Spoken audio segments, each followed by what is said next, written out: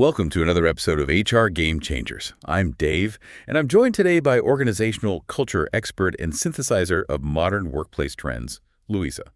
It's great to be here. I think the material we're looking at today it's just so relevant. It absolutely is, because when you look at the modern workplace, everything is defined by speed, right? And so many companies, they're still relying on these very structured, very formal development programs, or worse, the dreaded annual performance review. Which is always 6 months too late. Exactly. But the sources we've gathered today, and we're looking specifically at key excerpts from the work of author Brett Beauchamp-Russell, they suggest this old structure is just, it's proving far too slow, too rigid for how we actually work now. And that's the real tension we're going to explore. If development isn't happening almost instantaneously, it's often not happening at all, or at least not when it counts. Our material focuses on a concept that leverages what's already happening in the daily flow of work, bypassing the need for those quarterly check-ins entirely. So our mission today is to really unpack this concept they call micro-mentorship. We want to understand what it is, why it's gaining so much traction right now, and how organizations, and really how you as an individual or a manager, can integrate these small moments for huge impact. Yeah. Okay, so let's start with the basics. The definition, right? The source material, it defines micro-mentorship as development that happens in, and I'm quoting here, small pockets of connection throughout the workday. It's not an agenda item. That's such a crucial distinction, isn't it? We're not talking about scheduling a coffee chat. We are talking about these very brief, almost fleeting interactions. Like what? Oh, it could be a thoughtful question in the hallway or a piece of really timely feedback right after someone gives a presentation. Even just a quick, hey, here's how I'd approach this over a chat message. The beauty of it is the lack of friction. That's it. No ceremony, no hierarchy, no official pairing process. I get the speed aspect, but how is this really different from just good management or just regular office chit-chat? What elevates it? It's the intention behind it. It's the presence and this willingness to share that's inherent in that small exchange.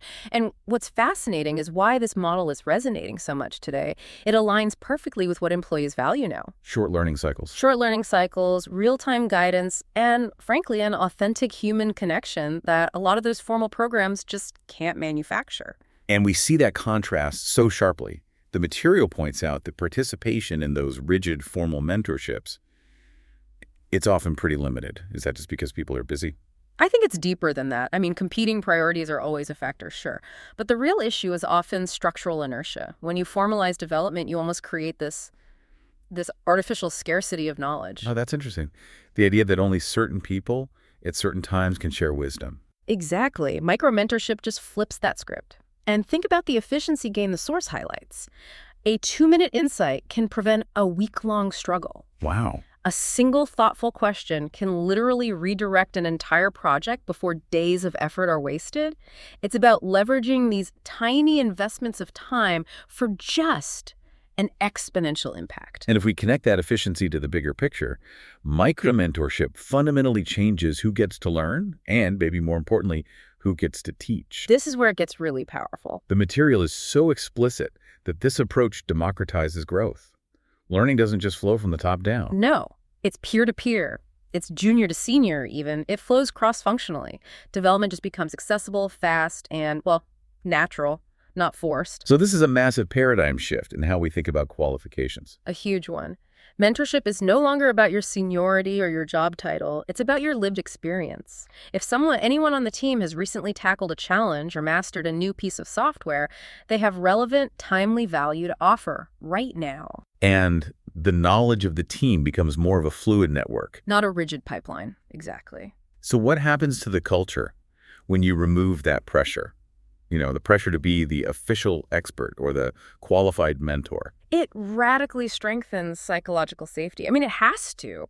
When sharing what you know is just normalized and it's expected from everyone, it encourages a certain vulnerability. And transparency. Transparency, absolutely. And the material confirms this. It helps teams operate with so much more trust. And that trust lets people admit when they don't know something. Which is the first step to actually learning anything. It's the only first step. Okay, so one of the most powerful things the source highlights is that this doesn't depend on titles. And that puts a huge amount of power into the hands of individual contributors. ICs. It does, and for a very good reason. I mean, ICs often provide the most effective guidance because their knowledge is so current, it's hands-on, they're in the trenches today. When a peer offers to show you a workaround they figured out 15 minutes ago, that insight just match. It lands with immediate clarity. And it builds this camaraderie. It normalizes coaching as just part of the job. But leaders still have a pivotal role here, right? Even if they aren't leading a formal workshop every quarter, how does their role change? Their job shifts. It moves from being the sort of gatekeeper of wisdom to being the modeler of curiosity. Leaders have to set the tone by integrating these small coaching moments into their daily interactions. Making growth feel completely natural. Completely natural. And they signal that they're learners, too. Can you give us some specific, actionable examples from the source? Something you, listening, could try tomorrow. Absolutely. Think about these tiny acts. A quick debrief right after a stressful meeting where the leader just asks, what felt challenging for you in that moment? Instead of just moving on.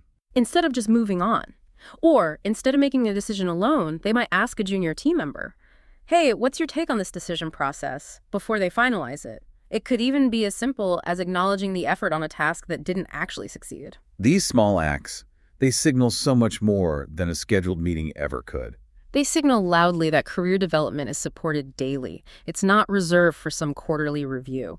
And leaders who do this, they model humility, they model presence. They're essentially saying, I see you, and your growth matters right now. And that creates deep, deep loyalty. And when leaders consistently model this kind of behavior, that's when you see this profound cultural shift. The source calls it the ripple effect. Let's talk about that ripple effect. What does a culture look like when this is just ingrained in the team's DNA? Well, knowledge starts to flow freely instead of being guarded. Wins are shared, and maybe even more importantly, mistakes become collective learning opportunities. They're not reasons for shame or, siloed behavior. The result being that teams just become far more adaptive, more resilient. And people feel valued. They feel capable because they're constantly exercising these learning muscles. The source also stresses something I found profound, that leadership itself becomes a behavior, not just a title. That's the core of it. So to make this tangible, can you tell us about the real-world stories of impact the document provides? I love these examples because they show the unexpected power of it all. So the first story. A new employee was really struggling to navigate the unwritten rules of the office. We've all been there. We have all been there. And she just observed a colleague handle a really complex situation with a lot of grace. After the meeting, the new hire just went up to her and asked a 5-minute question about the why behind her approach, that one spontaneous exchange. It evolved into this ongoing informal mentorship. And that probably built her confidence and sense of belonging way faster than any formal buddy system could have. Infinitely faster. The second story involves a manager after a really tense client meeting. Instead of just brushing it off, the manager paused, took their direct report aside, and asked, what felt challenging for you in that moment? That's a vulnerable question. It is. And that simple invitation opened up this deeper dialogue about conflict management, about self-awareness, about emotional regulation under pressure.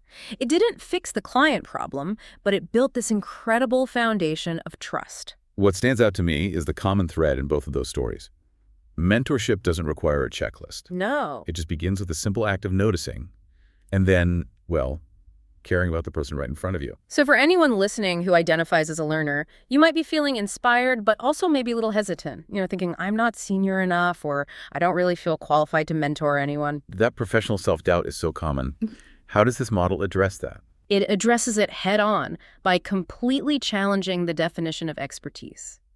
So many of us, we underestimate the value of our lived experience. We think only some grand career achievement qualifies us to guide someone. But micro-mentorship reframes that entirely. Completely. It doesn't require decades of expertise. It just requires honesty, empathy, and a bit of generosity about the lesson you learned yesterday. Okay, so if we want to integrate this immediately, what are some of the most practical, low-stakes ways to start a conversation?